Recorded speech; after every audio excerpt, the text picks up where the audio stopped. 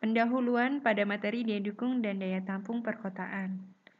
Pada proses urbanisasi kota dan perkotaan di Indonesia yang berlangsung relatif cepat terjadi karena memiliki beberapa komponen, antara lain: yang pertama, meningkatnya jumlah dan kepadatan penduduk baik akibat kenaikan fertilitas penghuni kota maupun migrasi penduduk ke kota. Yang kedua, fisik kota menjadi lebih padat dan makin luas sebagai akibat perluasan tata guna lahan binaan. Selanjutnya, berubahnya pola kehidupan desa atau suasana desa menjadi suasana kehidupan seperti perkotaan. Selanjutnya ada implikasi kehidupan kota yang menjadi beban bagi lingkungan kota itu sendiri. Nah, hal ini merupakan penting untuk mengetahui proses peningkatan jumlah dan kepadatan penduduk kota beserta aktivitasnya dengan kemampuan daya dukung dan daya tampung lingkungan hidup kota. Definisi kota adalah wilayah administratif pemerintahan yang dibentuk dengan undang-undang. Nah, kota ini mempunyai batas administratif pemerintah dan kewenangannya untuk mengatur serta mengurus kepentingan masyarakatnya sendiri, yang dicirikan oleh kehidupan masyarakat yang heterogen dengan kegiatan utama bukan pertanian dan memiliki fungsi utama sebagai pusat pemukiman. Nah, kota juga mempunyai fungsi pusat penyelenggaraan pemerintahan, pusat kegiatan sosial dan budaya, dan juga pusat pengumpulan dan penyebaran barang dan jasa. Bagaimana dengan kawasan perkotaan? Kawasan perkotaan adalah wilayah yang mempunyai kegiatan utama bukan pertanian dengan susunan fungsi kawasan sebagai tempat permukiman perkotaan, pemusatan dan distribusi pelayanan jasa pemerintahan, pelayanan sosial, dan kegiatan ekonomi. Hal ini merujuk pada Undang-Undang Nomor 26 Tahun 2007 tentang penataan ruang. Sebagai konsekuensinya, lingkungan fisik kota ini lebih didominasi oleh adanya kawasan terbangun untuk kegiatan non-pertanian. Nah, biasanya memiliki tingkat kepadatan penduduk yang relatif tinggi dibandingkan dengan pedesaan. Makin tingginya intensitas kegiatan perekonomian dan makin besarnya jumlah penduduk suatu perkotaan, akan makin besar pula tekanan yang harus didukung oleh lingkungan perkotaan. Hal ini diartikan bahwa daya dukung dan daya tampung lingkungan di kawasan perkotaan termasuk kota lebih berpotensi untuk terlampaui. Nah, pertimbangan daya dukung dan daya tampung lingkungan hidup sebagai dasar dalam menyusun rencana tata ruang kota juga diamanatkan di dalam Undang-Undang Nomor 26 Tahun 2007. Ini tentang penataan ruang. Yang pastinya ini pada pasal 28 yang mengamanatkan bahwa penyusunan rencana tata ruang wilayah kota harus mempertimbangkan daya dukung dan daya tampung lingkungan hidup. Nah, berbagai permasalahan lingkungan di kota ini muncul seperti banjir, penurunan muka air tanah, polusi udara, polusi air, kemacetan, dan lain sebagainya. Hal ini merupakan indikasi telah terlampauinya daya dukung dan daya tampung lingkungan. Menurut RIS 1990, kerusakan lingkungan akan terjadi jika beban pada lingkungan karena populasi manusia dan aktivitasnya melebihi daya dukung lingkungannya. Oleh karena itu, untuk mewujudkan kota yang berkelanjutan, perlu dilakukan penentuan daya dukung dan daya tampung lingkungan yang kemudian digunakan sebagai dasar penyusunan rencana tata ruang kota dan rencana pembangunan kota. Nah, pada Undang-Undang Nomor 26 Tahun 2007 tentang penataan ruang dinyatakan bahwa penyusunan rencana tata ruang wilayah nasional, rencana tata ruang wilayah provinsi, dan rencana tata ruang kabupaten atau kota harus memperhatikan daya dukung dan daya tampung lingkungan hidup. Kebijakan Indonesia ini telah membuat berbagai macam dasar hukum mengenai daya dukung daya tampung lingkungan hidup perkotaan. Di sini bisa terlihat ada Undang-Undang Nomor 32 Tahun 2009 terkait perlindungan dan pengelolaan lingkungan hidup. Lalu ada juga Undang-Undang Nomor 26 Tahun 2007 tentang penataan ruang. Lalu Undang-Undang Nomor 25 Tahun 2004 tentang sistem perencanaan pembangunan. Lalu ada juga Peraturan Pemerintah Nomor 15 Tahun 2010, ini tentang penyelenggaraan penataan ruang. Lalu selanjutnya ada Peraturan Pemerintah Nomor 34 Tahun 2009, ini tentang pedoman pengelolaan kawasan perkotaan. Lalu selanjutnya ada Peraturan Pemerintah Nomor 26 Tahun 2008 tentang Rencana Tata Ruang Wilayah Nasional. Ada juga Peraturan Menteri Negara Lingkungan Hidup Nomor 17 Tahun 2009 terkait pedoman penentuan daya dukung lingkungan hidup dalam penataan ruang wilayah. Selanjutnya juga ada Permendagri Nomor 67 Tahun 2012 tentang pedoman pelaksanaan kajian lingkungan hidup strategis atau KLHS dalam menyusun atau evaluasi rencana pembangunan daerah. Nah, ini juga ada SNI Nomor 03 L73 2004 tentang tata cara perencanaan lingkungan perumahan di perkotaan. Nah, berikut merupakan gambaran alur kedudukan pedoman terhadap kebijakan terkait. Ternyata banyak sekali ya dasar hukum yang sudah ditetapkan oleh Indonesia terkait dengan daya dukung daya tampung lingkungan hidup perkotaan. Ini bisa merujuk pada Undang-Undang Nomor 26 Tahun 2007 tentang penataan ruang. Di situ ada pasal 19, 22, 25, 28 dan juga pasal 34. Ini diturunkan lagi terkait dengan Permen PU Nomor 15 Tahun 2010. Lalu diturunkan menjadi draft Permen PU tentang pedoman penyusunan kajian lingkungan hidup strategis atau KLHS dalam penataan ruang. Nah, ini juga Undang-Undang Nomor 26 Tahun 2007 ini juga diturunkan lagi melalui Peraturan Menteri Negara Lingkungan Hidup Nomor 17 Tahun 2009. Hal ini juga masih sama pada termuat ya pada Undang-Undang Nomor 32 Tahun 2009 tentang PPLH ini diturunkan dari draft Permen PU, lalu ada juga Peraturan Menteri Lingkungan Hidup Nomor 17 Tahun 2009, ada juga Peraturan Menteri Negara Lingkungan Hidup Nomor 27 Tahun 2009 dan juga diturunkan dari Undang-Undang Nomor 32 Tahun 2009 ini terkait Permendagri Nomor 67 Tahun 2012. Nah, ada juga Undang-Undang Nomor 25 Tahun 2004 tentang sistem perencanaan pembangunan. Ini ternyata diatur pada pasal 2. Nah, ini menjadi rujukan pedoman daya dukung dan daya tampung lingkungan hidup perkotaan. Daya dukung dan daya tampung dalam konteks pembangunan berkelanjutan. Nah, pada proses kehidupan, khususnya dalam batas daya dukung ekosistem, suatu wilayah ini dikatakan berkelanjutan tergantung pada 3 faktor, yaitu ada jumlah sumber daya lingkungan yang tersedia dalam ekosistem tersebut, lalu jumlah dan ukuran populasi atau komunitas. Selanjutnya ada jumlah sumber daya lingkungan yang tersedia dalam ekosistem tersebut. Nah, dalam konteks pembangunan berkelanjutan, konsep daya dukung dan daya tampung lingkungan ini memiliki modal yang dimiliki suatu ekosistem, terdiri dari ada modal alam, modal manusia, modal sosial, dan juga modal sumber daya buatan. Nah, keempat modal yang dimiliki suatu ekosistem tersebut biasa disebut dengan modal komunitas. Nah, berikut merupakan gambar modal komunitas di perkotaan, di mana modal alam itu paling bawah, lalu selanjutnya ada modal manusia dan modal sosial, dan yang paling ujung adalah modal sumber daya buatan. Nah, kawasan perkotaan yang merupakan wilayah dengan sumber daya alam terbatas untuk mengurangi disparitas pemenuhan kebutuhan masing-masing individu akan sumber daya, diperlukanlah intervensi modal lingkungan buatan yang dapat membantu memperbesar kapasitas sumber daya. Modal lingkungan buatan adalah modal yang merupakan hasil rekayasa manusia untuk memenuhi kebutuhan manusia. Untuk modal lingkungan buatan ini tergantung pada teknologi yang dimiliki serta kemampuan pemerintah dalam mengelola maupun menyediakan tambahan pasokan sumber daya alam. Di mana modal lingkungan buatan ini termasuk infrastruktur jalan, jaringan air bersih, jaringan drainase, sistem pengolahan limbah cair, sistem pengolahan limbah padat, ruang publik, ruang terbuka, hijau, bangunan industri, bangunan rumah, dan sebagainya. Berikut ini merupakan gambaran terkait daya dukung lingkungan. Di mana daya dukung lingkungan ini kita mengetahui terkait dengan ada 2 komponen, yakni daya dukung lingkungan fisik dan juga daya dukung lingkungan sosial. Nah, pada daya dukung lingkungan fisik dan daya dukung lingkungan sosial ini saling berkaitan satu sama lain.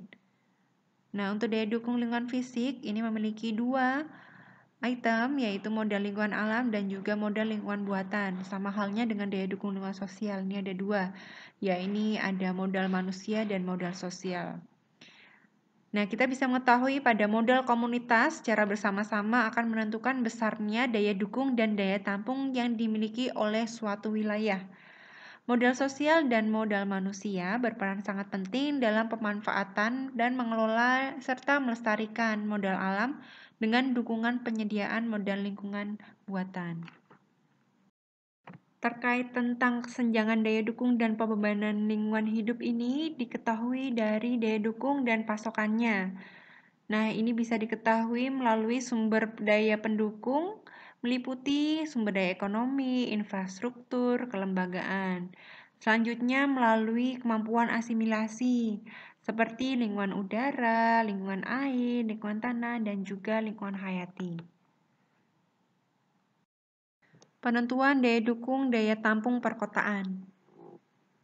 Kondisi daya dukung dan daya tampung lingkungan dapat dijadikan dasar untuk menyusun rencana tata ruang dan rencana pembangunan perkotaan.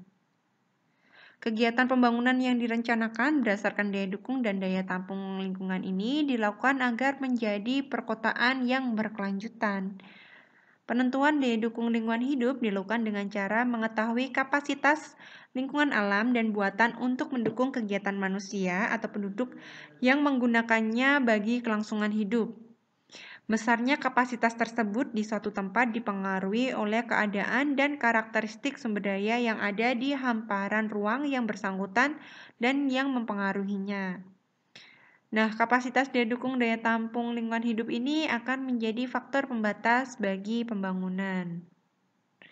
Yang dimaksud pembangunan berkelanjutan adalah pembangunan yang dilakukan dengan tidak melampaui batas daya dukung dan daya tampung lingkungannya, sehingga dapat dikatakan daya dukung lingkungan sebagai dasar pembangunan berkelanjutan. Pada penentuan daya dukung daya tampung perkotaan, di mana kondisi daya dukung dan daya tampung lingkungan kawasan perkotaan ditentukan berdasarkan pada pendekatan pembandingan antara supply atau ketersediaan dan juga demand atau kebutuhan sumber daya. Nah, dengan pendekatan tersebut, maka dapat dikatakan bahwa daya dukung atau daya tampung belum terlampaui jika supply lebih besar daripada demand. Sebaliknya, ketika daya dukung atau daya tampung telah terlampaui ketika demand lebih besar daripada supply. Berikut ini merupakan berbagai macam tipologi perkotaan. Yang pertama ada kawasan perkotaan berdasarkan ukuran jumlah penduduk menurut Undang-Undang Nomor 26 Tahun 2007 tentang Penataan Ruang.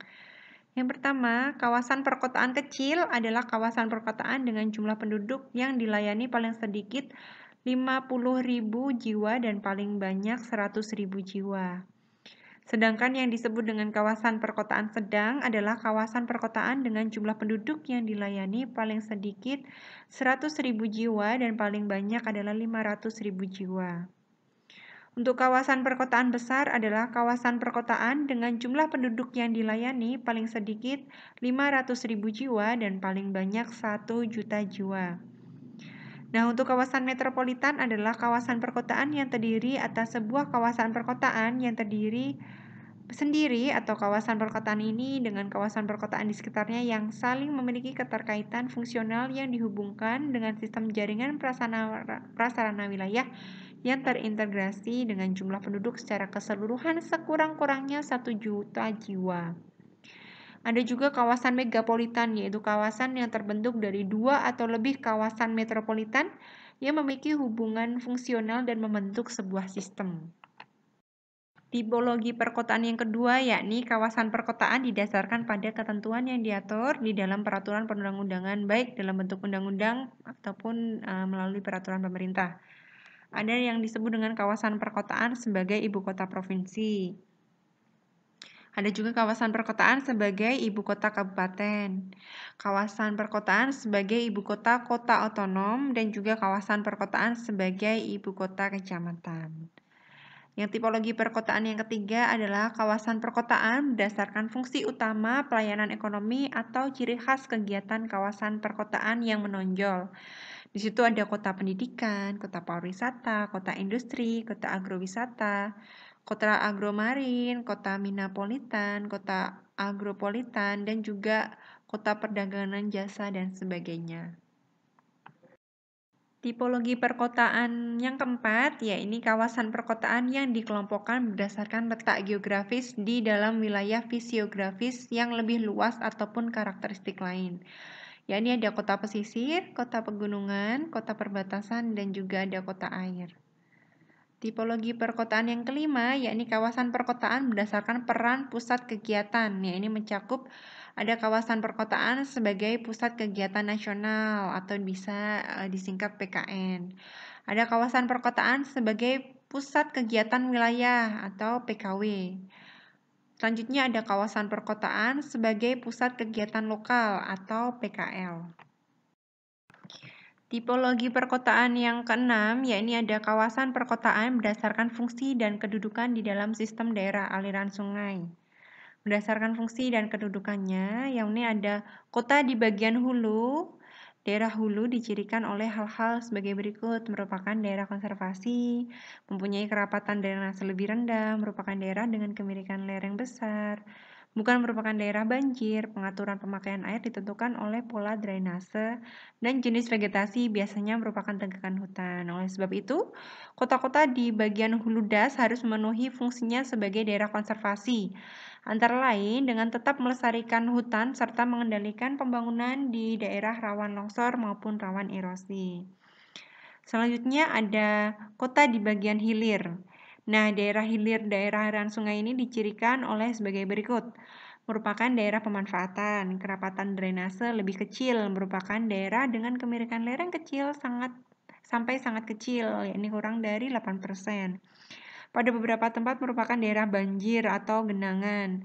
Pengaturan pemakaian air ini ditentukan oleh bangunan irigasi dan juga jenis vegetasinya didominasi oleh tanaman budidaya. Ini menurut ASDAQ 2002. Nah, dengan karakteristik ini, bagian batasan geomorfologis untuk mengembangkan kota-kota di bagian hilir das lebih kecil dibandingkan kota-kota di bagian lebih hulu. Meskipun demikian, karena kelerengan yang relatif datar, kota-kota di bagian hilir memiliki potensi rawan banjir yang lebih besar dibandingkan kota di bagian hulu das. Selanjutnya, yang ketiga, pada kawasan perkotaan berdasarkan fungsi kedudukan di dalam das, yakni ada kota di bagian tengah das, merupakan daerah transisi dua karakteristik das. Undang-Undang Nomor 26 Tahun 2007 tentang penataan ruang pada pasal L7, yakni ayat 5, telah mengatur proporsi luas kawasan hutan yang harus tersedia di setiap daerah aliran sungai dalam rangka pelestarian lingkungan, khususnya untuk menjaga keseimbangan tata air. Proporsi luas kawasan hutan terhadap luas daerah aliran sungai ditetapkan paling sedikit 30%. Distribusi luas kawasan hutan disesuaikan dengan kondisi daerah aliran sungai dan tidak harus terdistribusi secara merata pada setiap wilayah administratif yang ada di dalam daerah aliran sungai. Daya dukung dan daya tampung sumber daya lahan perkotaan. Metode penentuan daya dukung lahan. Nah, sumber daya lahan yakni merupakan perwilayahan kajian sumber daya lahan digunakan merujuk pada Undang-Undang Nomor 26 Tahun 2007 tentang penataan ruang, yakni lahan yang berada pada kawasan non-lindung disebut dengan kawasan budidaya, seperti lahan-lahan di perkotaan yang digunakan untuk pemukiman, pengembangan sarana dan prasarana kota, perdagangan, dan juga perindustrian. Pendekatan penentuan. Sumber daya lahan yang dimiliki suatu kota merupakan sumber daya yang jumlahnya relatif tetap karena tidak dapat disuplai dari luar wilayah. Kebutuhan penduduk akan lahan bergantung pada jumlah penduduk dan intensitas kegiatan ekonomi yang ada. Lahan di perkotaan antara lain digunakan untuk pemukiman, pengembangan sarana dan prasarana kota, perdagangan, dan perindustrian. Lahan yang digunakan untuk berbagai kegiatan tersebut menurut Undang-Undang Nomor 26 Tahun 2007 tentang penataan ruang yaitu lahan yang berada pada kawasan non-lindung atau disebut dengan kawasan budidaya. Nah, pada Undang-Undang Nomor 26 Tahun 2007 tentang penataan ruang, kawasan lindung atau tidak layak dibangun ini meliputi 5 kawasan. Yang pertama, ada kawasan yang memberikan perlindungan kawasan bawahnya, antara lain ada kawasan hutan lindung, kawasan bergambut, dan juga kawasan resapan air. Selanjutnya, yang kedua ada kawasan perlindungan setempat, antara lain sepadan pantai, sepadan sungai, kawasan sekitar danau atau waduk, dan juga kawasan sekitar mata air. Yang ketiga ada kawasan suaka alam dan juga cagar budaya. Yang keempat ada kawasan rawan bencana alam, antara lain kawasan rawan letusan gunung berapi, rawan gempa bumi, rawan tanah longsor, rawan gelombang pasang, dan rawan banjir. Untuk selanjutnya yang kelima ada kawasan lindung lainnya, antara lain ada taman buru, cagar biosfer, kawasan perlindungan plasma nutfah, kawasan pengungsian satwa, dan juga terumbu karang. Berikut ini merupakan perbandingan antara ketersediaan dan kebutuhan lahan pada kawasan perkotaan. Nah, untuk ketersediaan lahan kita bisa mengetahui dari luas wilayah, di mana luas kawasan lindung ini lebih besar sama dengan dari 20% luas, dan juga luas kawasan budidaya ini kurang dari sama dengan 80% dari luas wilayah. Faktor-faktor yang mempengaruhi pada luas kawasan lindung, yakni ada kebijakan penetapan kawasan lindung, ada karakteristik geomorfologi lahan, dan juga tipologi kota dalam sistem DAS. Nah, untuk daya dukung lahan, untuk mengetahui apakah daya dukung lahan tersebut terlampaui atau tidak melalui kebutuhan lahan. Nah, kebutuhan lahan ini dinilai dari kebutuhan lahan untuk perumahan dan prasarana sarana pendukung. Faktor yang mempengaruhi yakni jumlah penduduk dan juga kebutuhan lahan pemukiman per kapita. Selanjutnya untuk kebutuhan lahan yang lain dilihat dari kebutuhan lahan untuk kegiatan ekonomi kota, di mana faktor yang mempengaruhi adalah jumlah penduduk, kebutuhan lahan untuk kegiatan ekonomi per kapita, dan juga tipologi kota, serta kebijakan pengembangan ekonomi.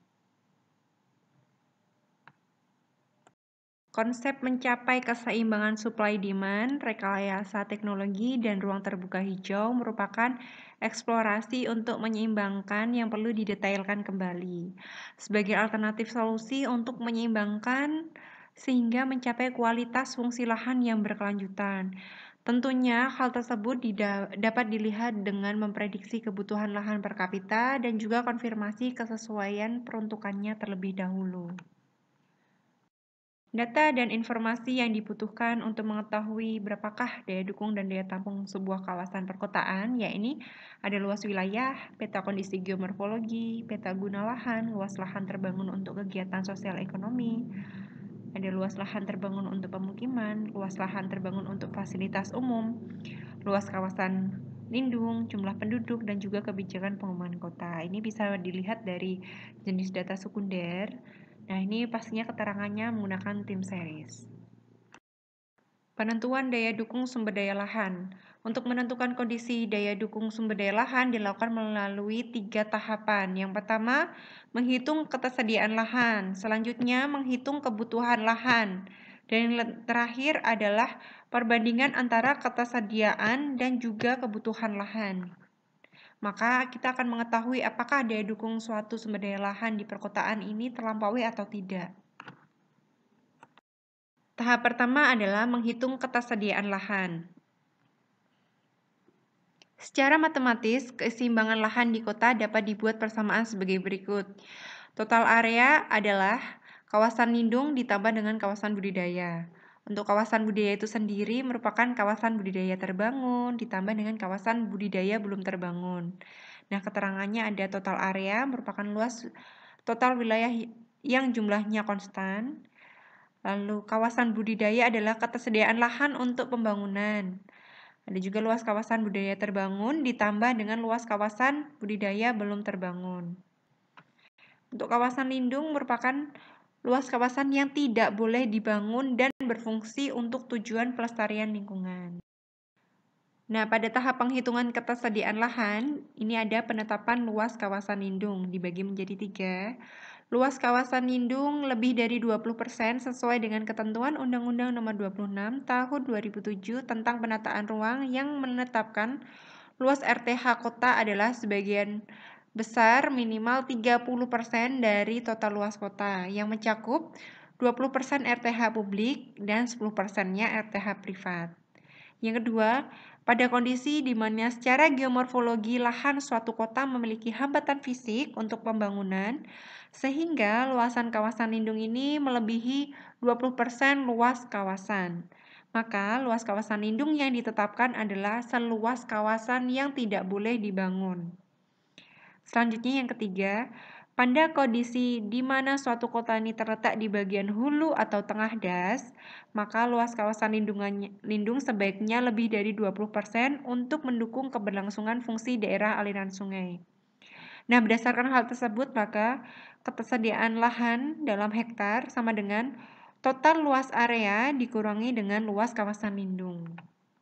Tahap kedua dari perhitungan daya dukung daya tampung lahan perkotaan, yakni menghitung kebutuhan lahan.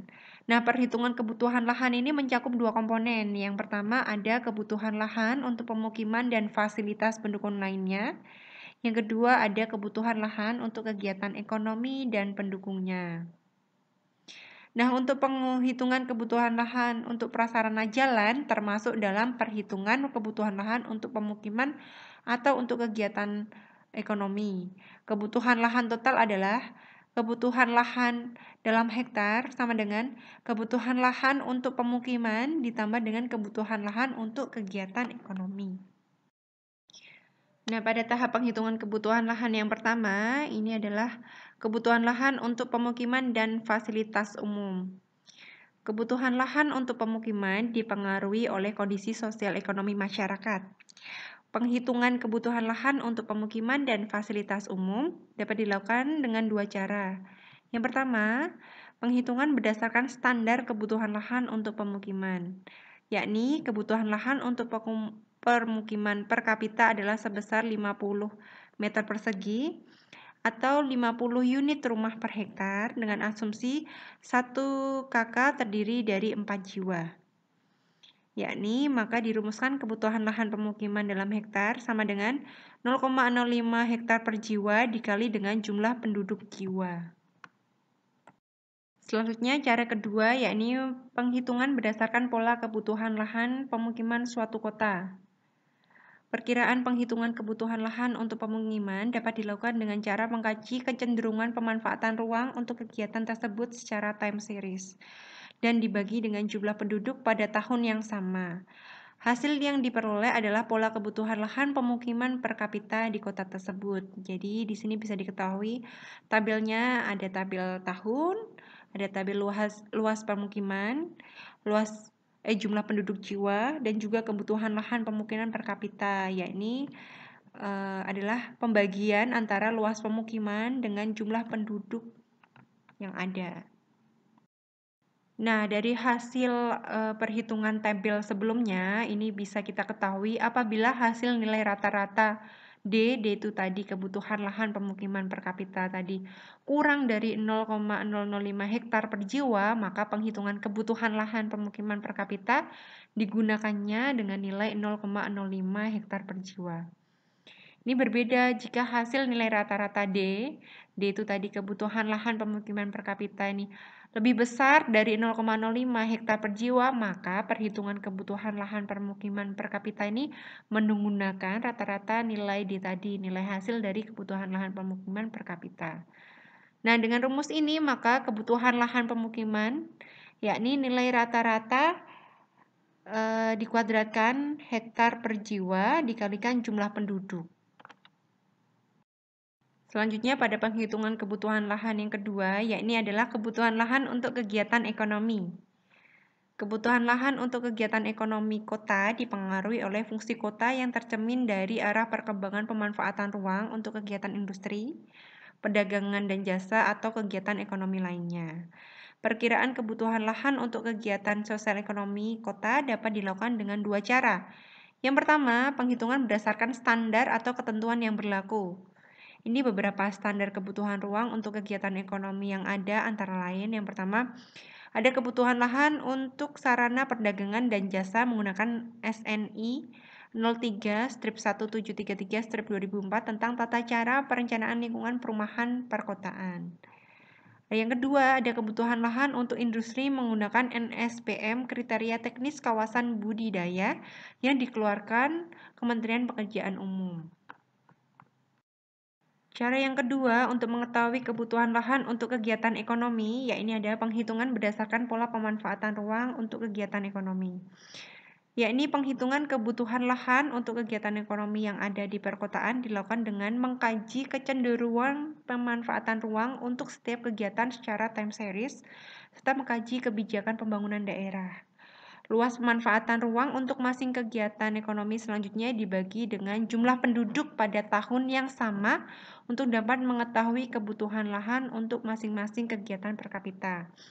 Ini cara penjumlahannya atau perhitungannya bisa dilihat dari tabel di bawah ini. Jadi ada tabel tahun, jumlah penduduk jiwa, ya luas lahan peruntukan A, luas lahan peruntukan XN, jadi luas lahannya sampai untuk peruntukannya sampai apa. Lalu kebutuhan lahan kegiatan A per kapita, yakni E sama dengan C per B. Jadi penjumlahannya caranya dengan luas lahan peruntukan A, yaitu dibagi dengan jumlah penduduk jiwa. Selanjutnya juga masih sama kebutuhan lahan kegiatan XN, yaitu untuk kebutuhan lahan kegiatan yang lain-lain itu ya, per kapita, yakni dengan cara penjumlahan dari kebutuhan lahan kegiatan sesuai dengan peruntukannya dibagi dengan jumlah penduduk jiwa.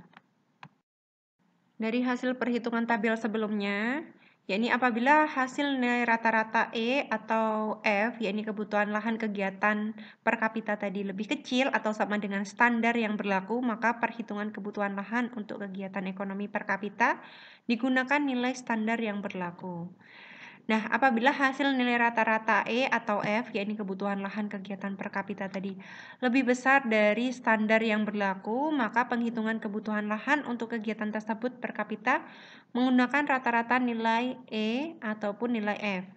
Dengan rumus ini, maka kebutuhan lahan untuk kegiatan ekonomi adalah jumlah penduduk dikalikan dengan kebutuhan lahan per kapita untuk kegiatan A plus B plus D gitu ya, yang tadi sampai N tadi ya, dari penjumlahan perkalian tersebut.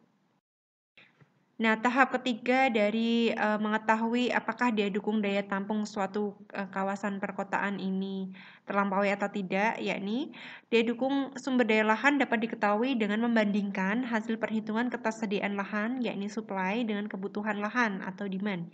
Apabila S lebih besar sama dengan D, maka daya dukung lahan belum terlampaui.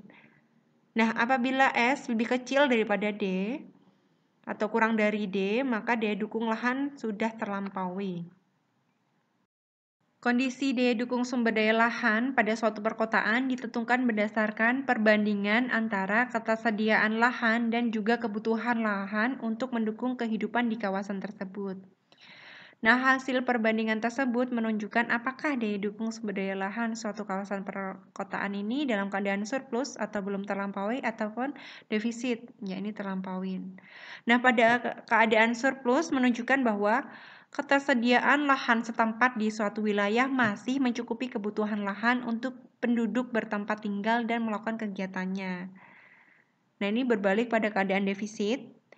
Ya, ini menunjukkan bahwa ketersediaan lahan setempat ini sudah tidak mampu lagi memenuhi kebutuhan lahan bagi penduduk dan juga kegiatannya. Terima kasih sudah mengikuti materi perkuliahan hari ini terkait dengan daya dukung dan daya tampung perkotaan. Jika ada salah, Ibu mohon maaf. Wassalamualaikum warahmatullahi wabarakatuh.